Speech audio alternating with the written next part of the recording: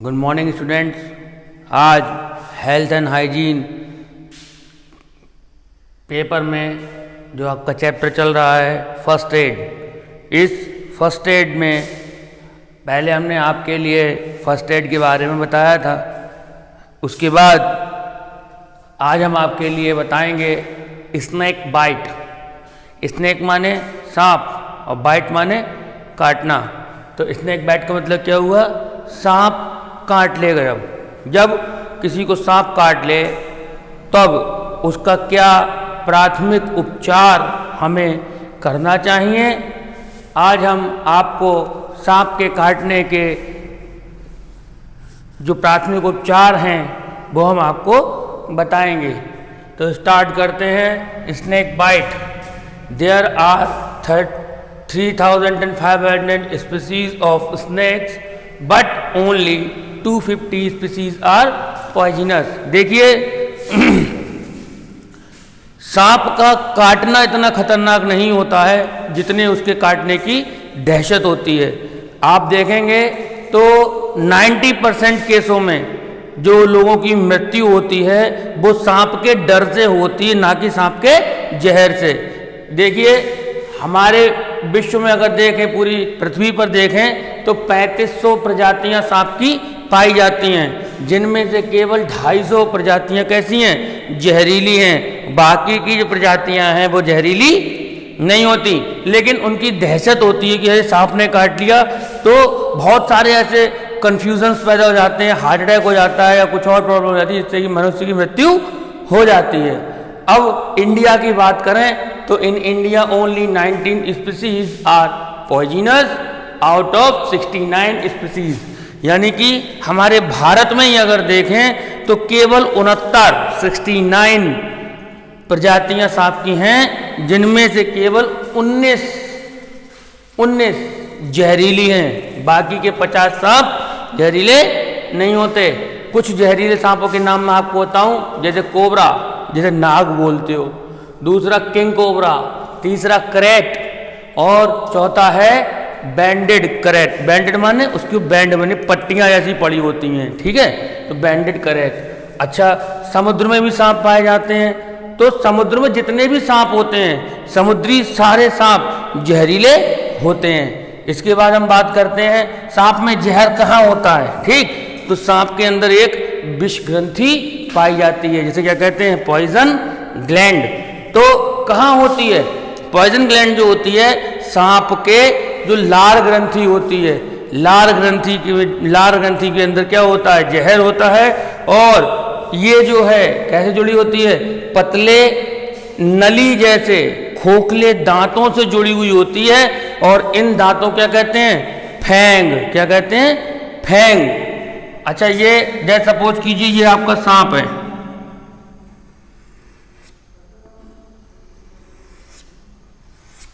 ये सांप है, ये इसकी नाक हो गई, ये इसकी आंखें हो गई। ठीक, तो ऊपरी जो जबड़ा होता है इस तरीके से सांप का ये मुंह इस तरीके से ऐसे करके खुला तो खुलता है, ये इस तरीके से खुलता है। तो ये आंखों के ये जो यहाँ तो दांत होगा जिसे फैंग बोल रहे हैं, और ऊपरी जबड़े में आंख के जस्ट नीचे, आंख के जस्ट नीचे यानी यहाँ पर इस तरीके से ये दो क्या होती हैं? लार ग्रंथियां होती हैं, जो क्या करती हैं? जिनके अंदर जहर रहता है। ठीक, अब हम आपको बताते हैं कि सांप जब काट लेता है तो उसकी हम पहचान कैसे करेंगे। ठीक, देखिए अभी मैंने आपको स्नेक बाइट के बारे में बताया, ठीक है। अब मैं आपको बताऊंगा स्नेक वीनम।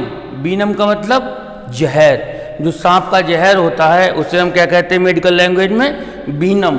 ठीक, तो स्नेक वीनम यानी सांप के जहर में क्या क्या चीज़ मौजूद होती है जिससे कि सामने वाले की मृत्यु हो जाती है। तो सबसे पहली चीज़ उसमें होती है न्यूरोटॉक्सिन ए। न्यूरो का मतलब क्या होता है? हमारे नर्वस सिस्टम से।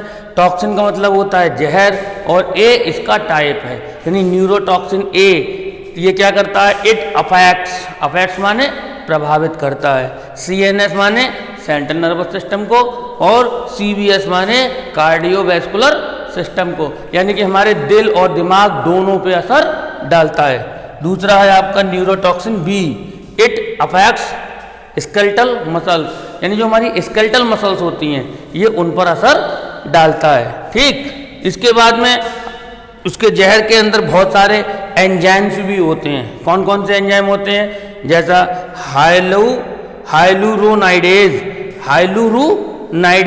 ये क्या होता है? ये आपका एक तरीके का एंजाइम होता है जो क्या करता है, खून को जमने से रोकता है। दूसरा है हीमोलाइसिन्स।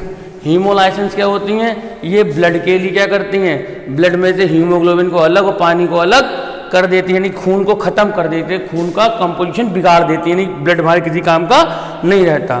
फिर आती है आपकी कोलिनेस्टरेज। कोलिनेस्टरेज का मतलब क्या? ये जो एसिटाइल कोलिन होता है, जो हमारे श्वसन संबंधी एंजाइम होता है, ये उसके लिए अफेक्ट करती हैं। अब हम बताते हैं आपको एग्जामिनेशन ऑफ स्नेक बाइट। अगर किसी को सांप ने काट लिया है तो हम कैसे उसकी पहचान करेंगे? अभी तक मैंने आपको स्नेक के जहर के बारे में बताया, अब बताएंगे जिस इंसान को सांप ने काटा है उसका परीक्षण हम कैसे करेंगे, कैसे पहचान करेंगे कि इसके लिए सांप ने ही काटा है। तो पहली चीज़ है पंचर वुंड। पंचर का मतलब छेद जैसे, तो 2 wounds at space of 1 to 2 centimetre, यानी कि 2 बराबर जख्म होंगे इस तरीके से,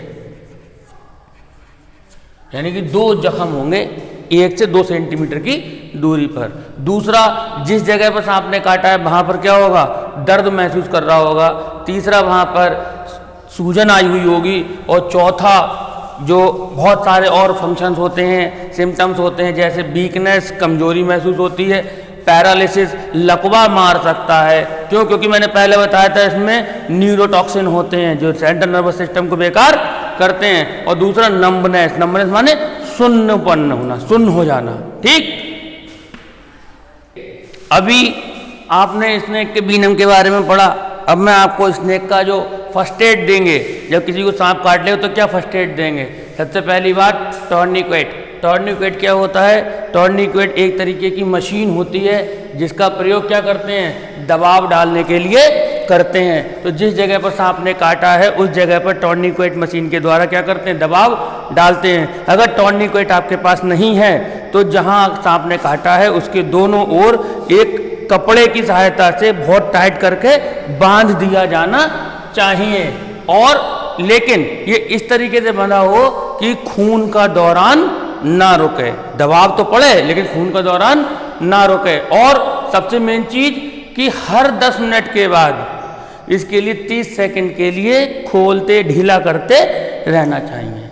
दूसरा है क्लीनिंग, यानी कि जिस जगह पे सांप ने काटा है उस जगह के लिए साफ कपड़े से या कॉटन रुई की सहायता से साफ करना चाहिए। तीसरा है लोकल इंसिशन।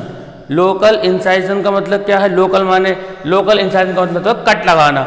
जिस जगह सांप ने काटा है उस जगह पर 2-2 सेंटीमीटर की दूरी पर क्या करते हैं, कट लगा देना चाहिए, ब्लेड की सहायता से कट मार देना चाहिए। और ये जो कट है वो 5 मिलीमीटर यानी आधे सेंटीमीटर से ज़्यादा गहरे नहीं होने चाहिए। और जब कट लगाएंगे तो कट लगाने के बाद जो ब्लड है उसके लिए निचोड़ के कस के दबा के वहाँ से ब्लड को निकाल देना चाहिए। काला ब्लड निकलेगा और उसके बाद में चाहे तो मुंह से उसे मतलब खून को चूस कर बाहर निकाल दें या फिर पंप की सहायता से खींचकर निकाल दें।